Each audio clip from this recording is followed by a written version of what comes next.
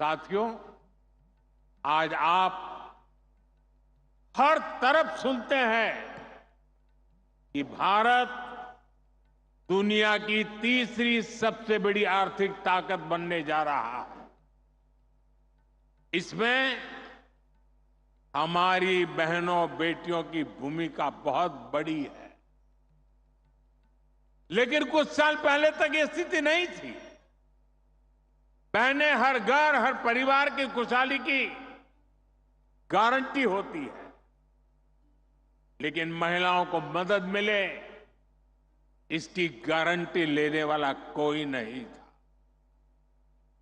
देश की करोड़ों बहनों के नाम पर कोई प्रॉपर्टी नहीं होती थी। अगर उन्हें बैंक से लोन लेना होता था तो उनको मिल ही नहीं सकता था। ऐसे में वो कोई भी छोटा मोटा काम करना चाहे तो चाहकर भी नहीं कर पाती। और इसलिए आपके इस भाई ने, आपके बेटे ने एक संकल्प लिया। मैंने तय किया कि कुछ भी हो जाए, मेरे देश की माताओं, बहनों, बेटियों की हर मुश्किल को कम करके ही रहूंगा। इसलिए मोदी सरकार ने एक के बाद एक महिला हित में निर्णय लिए। मैं आज चुनौती देता हूं पहले की सरकारों के 7 दशक एक तरफ रख लीजिए। एक तराजू में एक तरफ 7 दशक और दूसरे तराजू में मोदी सरकार के 10 साल तराजू में रख लिए जाए। जितना काम मोदी सरकार ने देश की बहनों बेटियों के लिए किया है वो आजादी के बाद किसी सरकार ने नहीं किया है। साथियों, ये हमारी सरकार है जिसने तय किया कि गरीबों के जो घर सरकार बनाती है वो महिलाओं के नाम पर रजिस्टर हो। अभी तक जो 4 करोड़ घर बने हैं उनमें से अधिकतर महिलाओं के नाम पर है। अभी 3 करोड़ और घर बनाने वाले हैं। इनमें से भी अधिकतर घर हमारी माताओं बहनों के नाम ही होंगे, महिलाओं के नाम होंगे। दूसरा काम हमने बैंकों से जुड़ी व्यवस्था में किया। पहले जनधन खाते खोले तो सबसे ज्यादा बहनों के खाते खुले। फिर मुद्रा योजना शुरू की। हमने बैंकों को कहा कि आप बिना गारंटी के लोन दो और अगर गारंटी चाहिए तो मोदी मौजूद है। इस योजना की करीब 70% लाभार्थी माताएं बहनें हैं।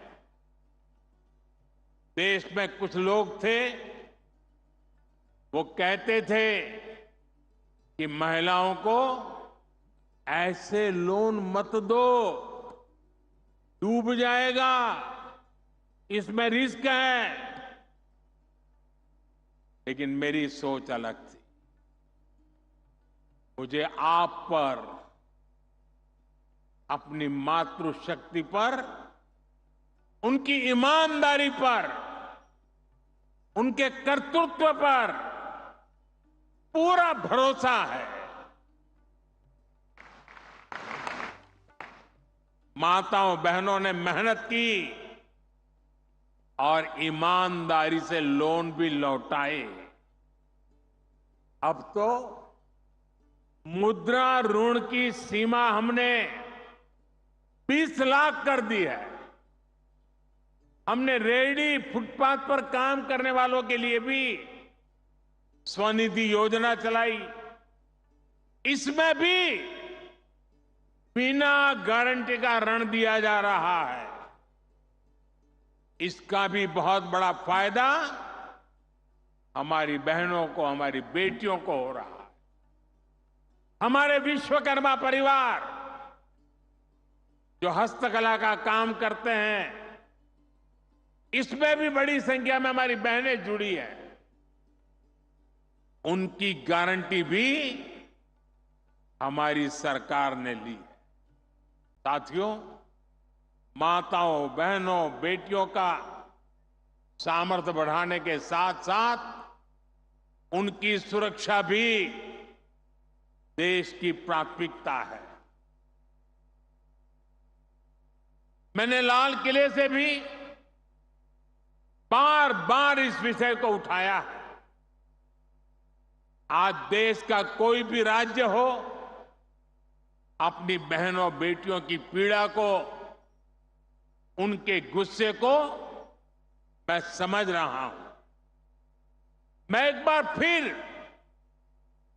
देश के हर राजनीतिक दल से कहूंगा, हर राज्य सरकार से कहूंगा कि महिलाओं के खिलाफ अपराध अक्षम्य पाप है। दोषी कोई भी हो, वो बचना नहीं चाहिए। उसको किसी भी रूप में मदद करने वाले बचने नहीं चाहिए। अस्पताल हो, स्कूल हो, दफ्तर हो या फिर पुलिस व्यवस्था, जिस भी स्तर पर लापरवाही होती है, सबका हिसाब होना चाहिए। ऊपर से नीचे तक मैसेज एकदम साफ जाना चाहिए। ये पाप अक्षम्य है। अरे सरकारें आती रहेगी, जाती रहेगी, लेकिन जीवन की रक्षा और नारी गरिमा की रक्षा इस समाज के रूप में भी और सरकार के रूप में भी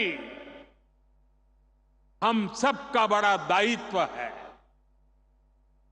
साथियों, महिलाओं पर अत्याचार करने वालों को कड़ी से कड़ी सजा देने के लिए हमारी सरकार कानूनों को भी लगातार सख्त कर रही है।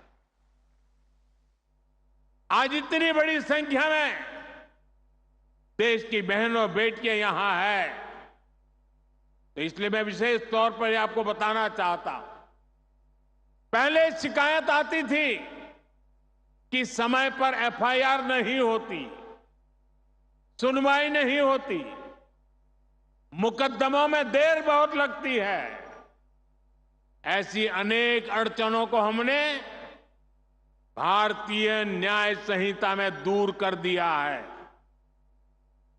इसमें एक पूरा चैप्टर महिलाओं और बच्चों के साथ होने वाले अत्याचार के संबंध में बनाया गया है। अगर पीड़ित महिलाओं को थाने नहीं जाना है तो वो घर बैठे एफआईआर दर्ज करा सकती है। हमने ये भी पक्का किया है कि एफआईआर से थाने के स्तर पर कोई टाल मटोल या फिर छेड़छाड़ नहीं कर पाएगा। इससे तेजी से जांच करने और दोषियों को कड़ी सजा मिलने में भी मदद मिलेगी। साथियों, नए कानूनों में नाबालिगों से हुए यौन अपराधों पर फांसी और उम्र कैद की सजा का प्रावधान किया गया है। बेटियों के साथ शादी के नाम पर भी धोखे के कई मामले आते रहे। पहले इसके लिए कोई स्पष्ट कानून नहीं था। अब भारतीय न्याय संहिता में शादी के झूठे वादों और छल को भी साफ साफ परिभाषित किया गया है। मैं आपको विश्वास दिलाता हूं, केंद्र सरकार महिलाओं के खिलाफ अत्याचार रोकने के लिए हर तरीके से राज्य सरकारों के साथ है। हमें भारत के समाज से इस पाप की मानसिकता को मिटाकर ही रुकना होगा।